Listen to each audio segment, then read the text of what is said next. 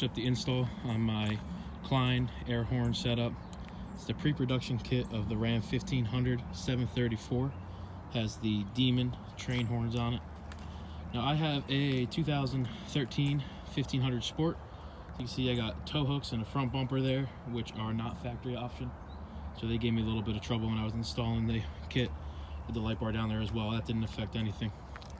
Start off on the inside for you. A little dirty. Just got done with a snowstorm here in Jersey. So I did it a little different than most of you guys had to do. With this kit, most of you are going to install it on a ignition switch. Mine, I have an S-Pod switch panel, which is this guy down here. I have my compressor set up all the way over here on the right. So that's in the off position, and then that's in the on position. It's got a green light.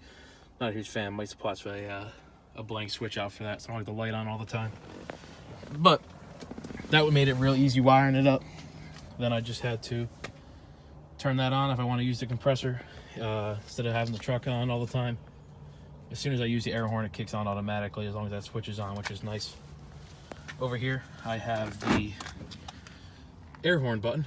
So that was real easy. This panel here pops right out. So easy drilling, easy access to wiring. Up underneath here, you got the firewall hole up there, where I have a couple of the big wires for my S-Pod system. Then the purple and red are going to my horn switch, which I have zip tied in there nice and clean, out of the way of everything. I'll show you guys under the hood next. So out here, tried to pick an empty parking lot so I can show you guys the horns later on without angering anyone. So here's my S-Pod box. Excuse the sloppy wiring on that. I got to redo that. Over in here, pop this box off. Hard to do with one hand.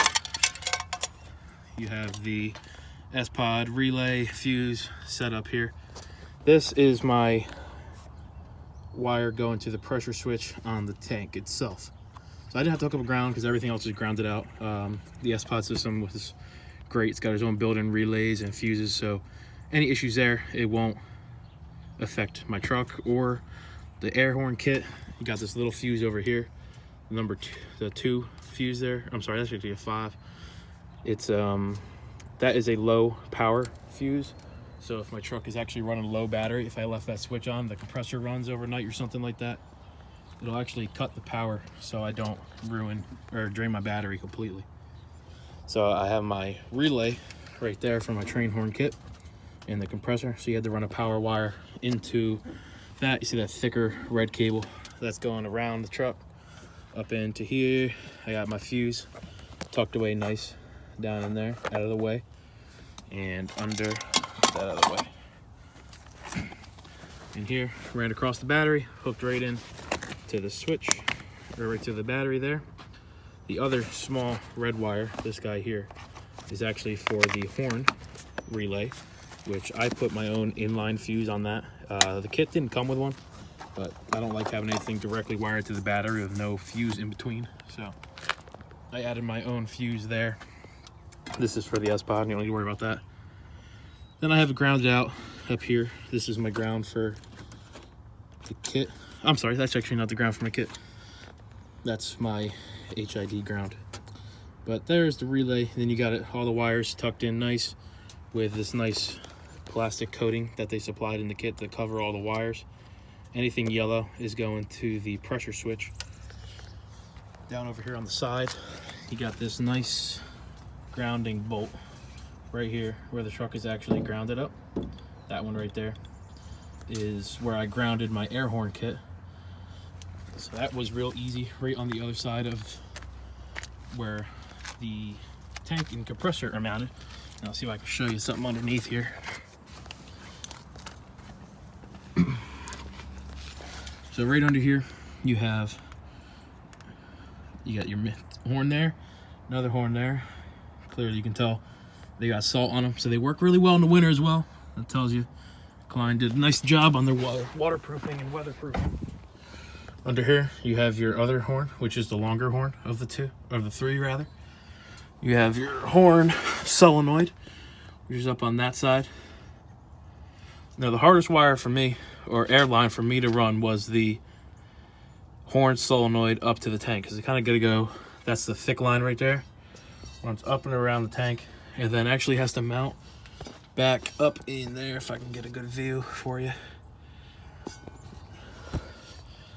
It's on that fitting there, which is really difficult to get your hands up to. Now, as I was saying earlier, the tow hooks gave me a little bit of an issue. On this bracket itself, this bracket here, I actually had to take it out once I installed it and knock this corner off up in here because it was too close to my tow hook and I actually couldn't reinstall it. On the sport bumpers, you're required to mount the tow hooks on opposite sides as they normally be installed. So typically that wouldn't be an issue for all you guys with tow hooks and your train horn kits. They mount right up nice. On the driver's side, there was no issues. Tow hook right in, easy. Now you got the compressor up in there. And then you got the air line on the side, which is running up top all the way up through, going to my remote quick disconnect for running air tools or filling up tires or something along those lines. And you got your drain here right in front of me for the tank. Open that up. You can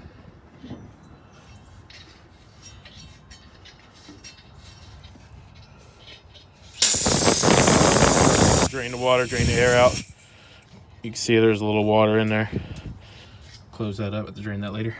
Up in here, where the tank connects to the compressor itself, a nice stainless steel hose. When you're installing it, make sure you don't have any wires or cables or anything touching that, as it might get a little hot. Same thing with the compressor. You just got to be kind of conscious of where you're putting everything. One of the harder fittings for me to install was, some light on it, that one right there. On the compressor, it's coming right off the back of that side of the compressor, right into that bumper bracket. Real hard bend right there for the thick air line to make. I did it, no big deal.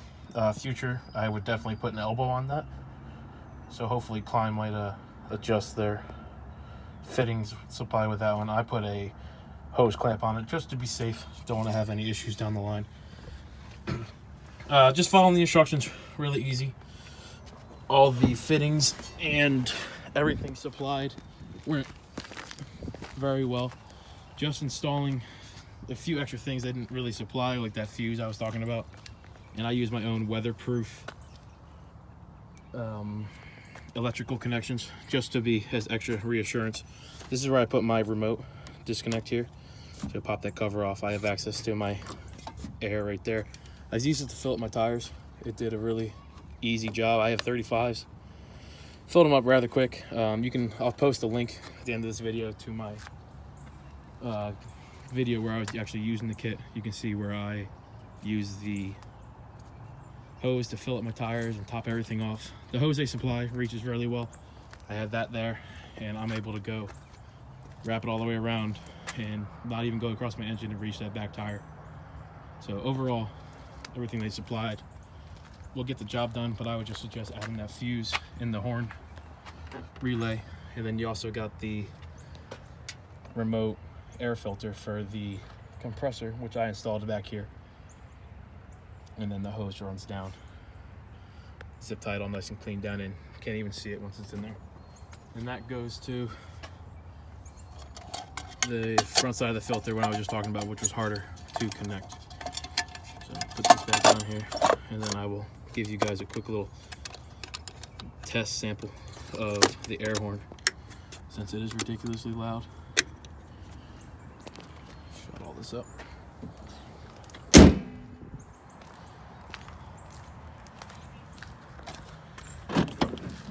Now, I think I just saw someone walk outside, so hopefully I don't scare them too bad. But I'm not gonna hit too long, just long enough to turn the air compressor on. Actually, I feel kind of bad. I'm gonna wait. I'm gonna stop this video and I'll post a link at the end so I don't give this poor lady a heart attack over here. So overall, Kleinn, very good kit. I will add a little clip at the end of this showing what the air horns do and the filling of the tires and such. But highly suggest going with Kleinn bolt-on kit. Makes your life easy. A lot easier than trying to fab up your own brackets and make everything fit. One kit bolts up under the bumper. You can't even see it. I'll just give you the front view down low. You would never know